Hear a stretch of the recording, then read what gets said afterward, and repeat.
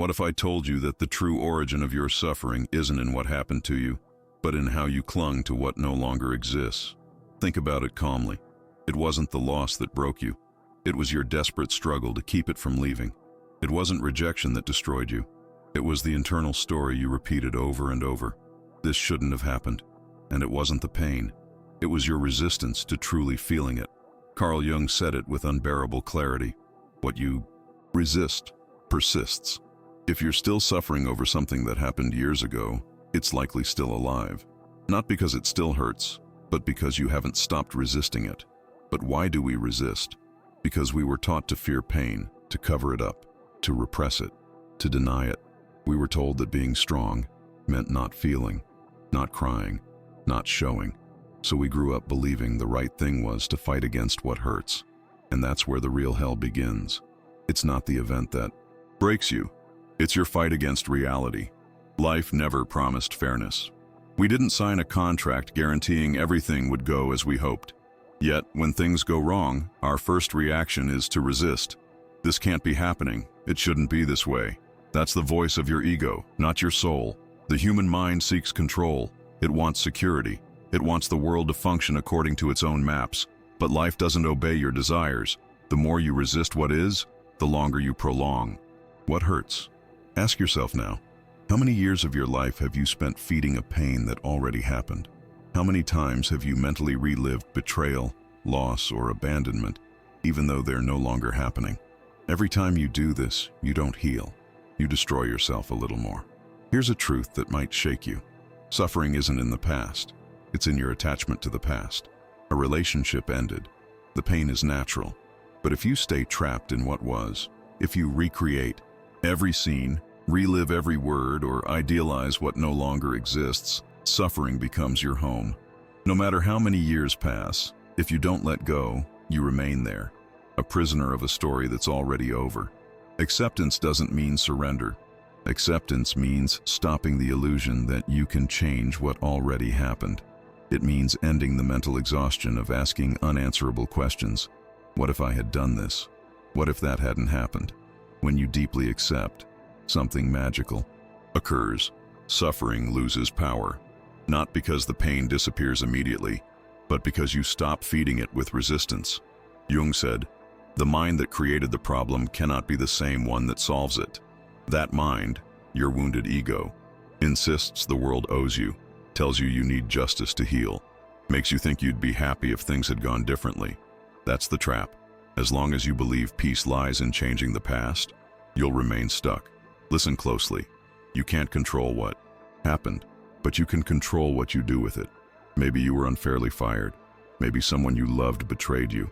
Maybe life ripped away something precious. All of that hurts. It's real. But if after all that, you keep telling yourself the same story, one where you're always the victim, then the suffering isn't the event. It's you. Harsh? Yes. Liberating too. Because if you perpetuated it, you can also free yourself. Jung spoke of integrating our shadow, the parts we avoid seeing because they hurt. When you deny pain, you repress it. Repressed pain becomes shadow. The shadow doesn't vanish. It acts from the depths, sabotages relationships, repeats traumas, makes you believe the world is the enemy. But the real enemy is the story you're unwilling to release. If you've made it this far, I ask you, don't ignore this. Don't disconnect. Stay. If somewhere inside you felt this isn't just a video but a mirror, don't leave. This could be the moment something within you starts to change. Subscribe now and stay until the end. Not for me, but for you. Because this story that still hurts is about to become your greatest strength. Let's go deeper. In the next few minutes, we'll enter a level few dare to explore, the unconscious. That part of you still drawn to the same pain, even if you swear you want to heal. Why do you repeat the same wounds, patterns, and voids, even when convinced you want something new?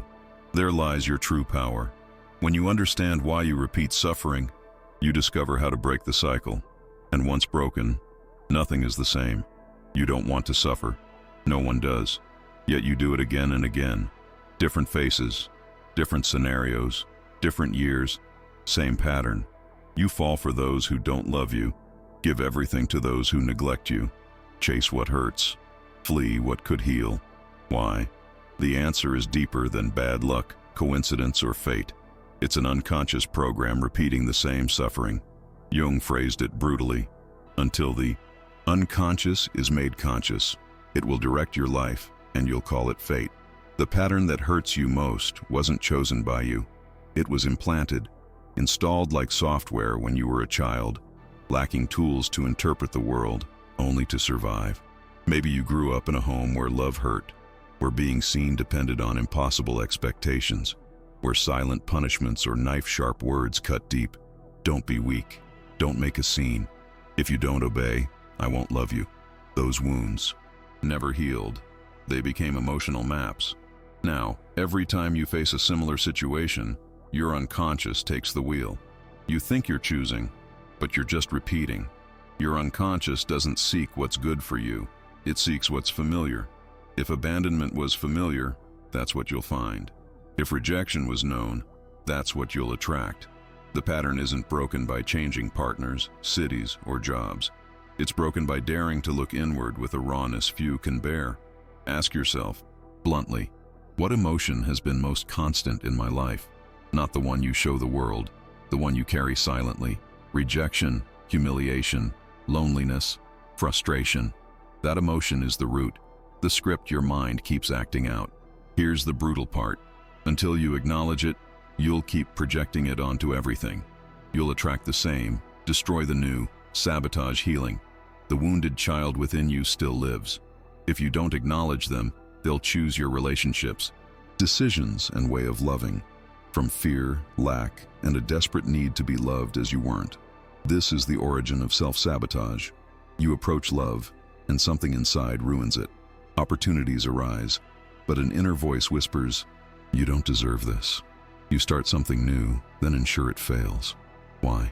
Because if you succeed, if you're truly loved, if things go well, you can no longer cling to the story you've held your whole life.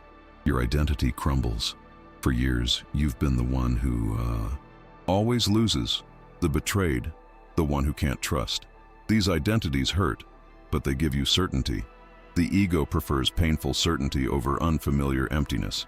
Here's the poison. Your unconscious mind seeks coherence, not happiness. It wants to confirm what it already believes about you and the world.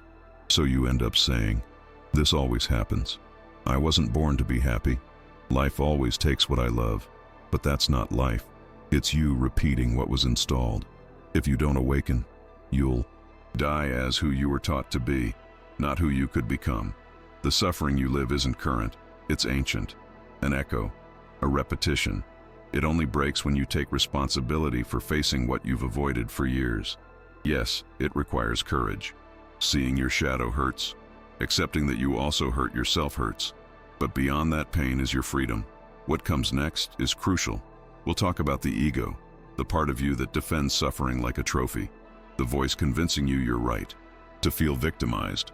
How the ego, when not disarmed, becomes your most loyal jailer. Prepare yourself. The next step isn't looking at what was done to you, it's seeing what you're doing to yourself. The ego is the voice saying you're right to feel wronged. It repeats phrases justifying your pain. They shouldn't have treated me this way. This isn't fair. After all I did, I don't deserve this. Though it seems to defend you, it traps you. The ego doesn't want you to heal, not because it hates you, but because without your pain, it has no identity. Jung said it surgically. The mind that created the problem can't be the one to solve it. That mind is the ego, the one that invented the wounded character, the victim narrative. The ego doesn't want solutions. It wants continuity. It convinces you that letting go means losing power, that forgiving too quickly means losing dignity. But the truth is, while you hold on to the story, you lose yourself. The ego feeds on conflict, comparison, and open wounds it scratches daily. It makes you believe you are the wound, the betrayed, the abandoned, the unloved. The more you identify with that image, the less you can transform. That's the prison, not the suffering itself, but the identity built around it. As long as you believe others must acknowledge your pain to heal, you'll remain chained. The ego thrives on external validation, waiting for the world to give back, believing justice will come from outside. Meanwhile, life moves on. Here's a truth you might not like but need to hear. No one is coming to save you. No matter how much you suffer, how unfair your story, or how justified your feelings, the only one who can break the cycle is you. That's not punishment, it's power. The ego wants you to keep waiting, to believe you need an apology to move forward, revenge to close, an explanation to breathe. But you need none of that. You need one decision. Stop repeating your story and start rewriting it. Do this now. Breathe deeply. Think of someone trapped in their own pain narrative, someone repeating the same wounds, voids, excuses. Share this message with them. Sometimes one word at the right time opens a door that seemed forever closed. How do you disarm the ego? Not with force, with awareness. Observe it. When the voice says, "The world is unfair, no one understands, nothing will change," don't follow it, just watch. There's my ego again, finding reasons to keep me hurt. Stop feeding the story, the mental movie of what was done to you, what you lost, what wasn't fair. Ask, does this story empower or weaken me? If it weakens, let it go. Do the opposite of what the ego expects. It wants drama, reaction, revenge. Respond with silence, acceptance, presence. Surrender, not to life, but to the illusion that you need control. When you do this, when you stop identifying with the ego, something powerful happens. You're no longer the victim of your story. You become the author.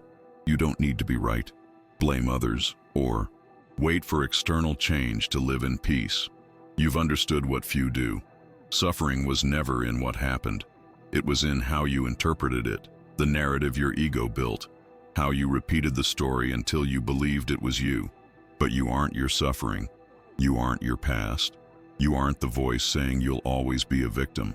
You are the one who can look at all this and say, no more. In that instant, the ego weakens. You stop feeding it, and in letting go, you free yourself. But there's something deeper, something that hurts more and transforms more. The next step, confronting pain, not resisting it, but embracing it. The only real way to heal. From childhood, we were taught to fear pain. Don't cry. Be strong. Pretend nothing's wrong. Hide weakness. So we learned showing pain was losing value, feeling was weakness. Silence was safer than saying, "This hurts." But no one told you. What you repress doesn't disappear. It hides, accumulates, and becomes anxiety, rage, nameless sadness. What you resist persists. Every time you flee pain, you strengthen it. Every "I'm fine" while breaking inside gives it power. Every denial hands control to the invisible. Jung understood. One does not become enlightened by imagining figures of light, but by making the darkness conscious. Your darkness isn't a flaw. It's a part of you asking to be seen, not to destroy you, but to complete you. That darkness holds buried sadness, disguised rage, unrelinquished guilt, fear hidden behind strength. The modern world distracts you, fills silence with noise, emotions with dopamine, voids with externals. You cling to phones, work, control, consumption. You claim you're busy, but you're escaping. Pain waits. When least expected, it returns. People seem fine until they're alone. Then all they repressed comes back stronger. You can understand this now. Pain only transforms when faced, not with struggle, but presence. Stop fighting what you feel. Stop telling yourself you shouldn't feel this way. Stop forcing yourself to act normal. Let yourself feel, unfiltered, unjudged, unhurried. Feel sadness, anger, fear, but feel it eyes wide open. Not to stay there, but to move through it. You're not weak for feeling. You're strong for not fleeing. Do this now. Close your eyes. Focus on your body. Locate the emotion lingering for days, weeks, years. Don't name it, just observe. Where is it? Chest, stomach, throat. Feel its temperature, texture, shape. Now, breathe into it. Don't push, deny, or explain. Just breathe. Each conscious breath weakens the ego. Every time you choose feeling over reacting, you break a years-long pattern. Your power isn't in control, it's in acceptance. Acceptance isn't resignation, it's radical honesty. This hurts, and that's okay. Feeling doesn't weaken, it transforms. No emotion lasts forever. Not sadness, anguish, or fear. Everything passes. Jung spoke of impermanence as a spiritual principle. Nothing you experience is eternal, not even what seems unbearable today. Look back. Remember when you thought you'd never heal, when pain felt bigger than you. Yet here you are, more broken, but more real, awake, and yourself.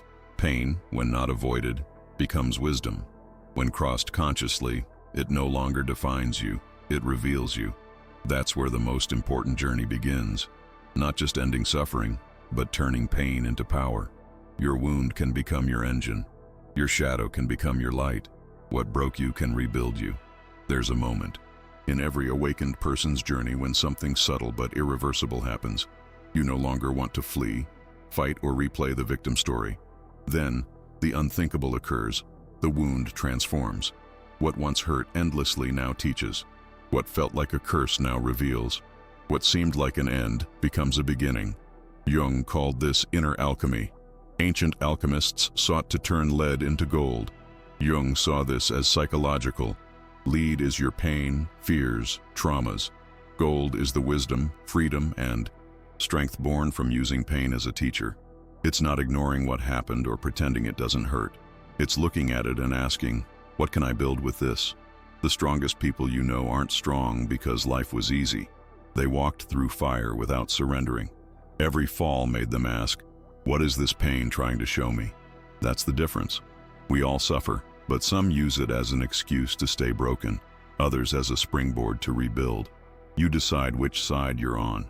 There's something called the dark night of the soul, Jung's term for hitting rock bottom, when all you believed safe collapses, when you can't go on, when pain forces you inward.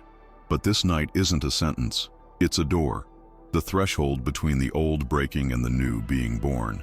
Every part of you that dies, a belief, a bond, an identity, makes space for a new version. Every loss, betrayal, or brutal fall broke something inside. But look closely. Something also woke up. You weren't the same. You related differently. You sought new things. That's transformation. The wound didn't destroy you. It shaped you. Though it hurt, it brought you here. Now, looking back with new eyes, ask, what version of me was born after each pain? Maybe more real, stronger, freer, but undeniably more conscious. Here's the decision that changes your story. You can keep using it as justification not to trust, love, or grow, or as an inner force no one can take. Do this now. Think of the pain still weighing you down, the unresolved story, unaccepted loss, dragged along mistake. Decide to transform it, not deny, bury, or hide it. Change your lens.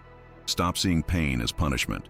Start seeing it as initiation, a rite of passage, life's way of removing you from where you didn't belong. Stop telling your story from the wound. Tell it from evolution. Don't say, I was betrayed. Say, I learned to trust myself. Don't say, I was rejected. Say, I learned my worth. Your narrative creates your identity. Your identity creates your destiny. Use pain as fuel. Every tear, sleepless night, and blow you thought you couldn't take can become powerful energy if you choose to move with purpose. Do it for yourself, for who you were, for who you can become. You aren't your trauma, your past, or the abandonment story you inherited. You're the one who can turn lead into gold. When you do, the world notices. Your energy shifts. Your gaze deepens. Your presence steadies. Your voice becomes truer. You no longer react from pain. You respond from wisdom. You're defined not by what was done to you, but by what you did with it. That is true freedom. When you move through pain without fleeing, disguising, numbing, or blaming, something profound happens. You're no longer the same. You know it, not because someone told you, but because you start seeing life differently. You no longer react urgently. You're no longer defined by lack. You no longer need the world to return what it once took. You're here not to survive, but to choose. Yes, choose. That word, once a luxury, becomes your right. You no longer choose from the wound. You choose from awareness. You connect not from needing love, but from wanting to share what you've discovered within. When you do this, everything changes. You set boundaries without fear. You say no without guilt. You release what doesn't serve without inherited shame, because you've grasped the most valuable truth. You're responsible for what you allow, not for what was done to you, the pain you inherited, but for what you do with it. Responsibility isn't guilt, it's power. It's looking in the mirror and saying, no more excuses. What comes next depends on me. In that moment, you're reborn, not as someone new, but as the truest version of who you've always been. Jung called this individuation, the inner journey where you stop being what the world imposed and start being who you truly are. No masks, roles, or scripts written by others. Individuation isn't perfection. It's truth, coherence. It's when your thoughts, emotions, and actions align because you're no longer acting to please or protect. You act from the root, from an identity that needs no validation, sustained by lived experience. That is felt. Your presence changes. People see you differently, not for your looks, but for how you hold yourself. Speak.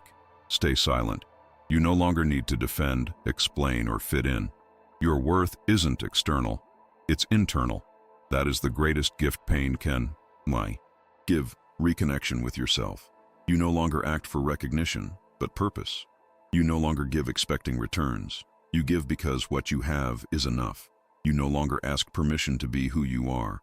You embody it. From there, you create a new life. Not perfect, but true. Full of conscious decisions, nourishing silences, relationships that add rather than drag. You stop seeking outside what can only be found within. Then, almost unnoticed, you stop needing many things: approval, revenge, compensation. You stop waiting and start moving, not because it no longer hurts, but because pain no longer rules you. In that moment, something ignites within. A quiet certainty, peace without applause, a fire needing no spectacle. You're no longer someone waiting for life to change. You're someone choosing which direction to evolve. That is real power. Now you know. It wasn't the wound that broke you. It was your resistance to feeling it. It wasn't rejection that stopped you. It was the story you wove afterward. It wasn't the past that chained you. It was how you chose to carry it. But you also know something more important. This can change, not because everything outside changes, but because you decide to change your relationship with what you lived. That is breaking the cycle. Not waiting for perfection, but stopping the repetition. Breaking the cycle is choosing differently. It's facing the void, looking pain in the eye, and not yielding.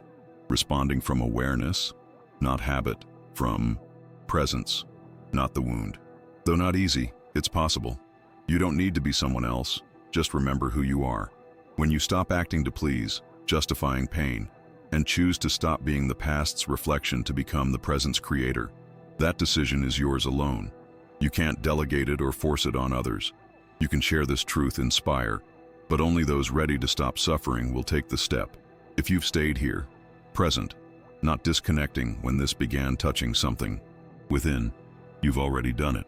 You took the first step. Staying here, listening, isn't chance. It's courage, a clear sign you're ready for a life lived from another place. Thank you, from the heart. Thank you for staying until the end, choosing to feel over fleeing, letting this conversation reach where it hurts, but also where healing begins. If this message resonated, subscribe to the channel, not as a hollow gesture, but as a reminder that this journey doesn't end here. It's the start of a deeper transformation, one born from within. You're not here to repeat suffering, you're here to transform it. And no one, absolutely no one, can stop those who make that choice.